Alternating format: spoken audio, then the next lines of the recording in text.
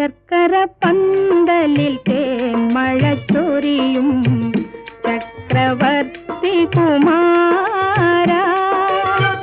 നിൻ മനോരാജ്യത്തെ രാജകുമാരിയായി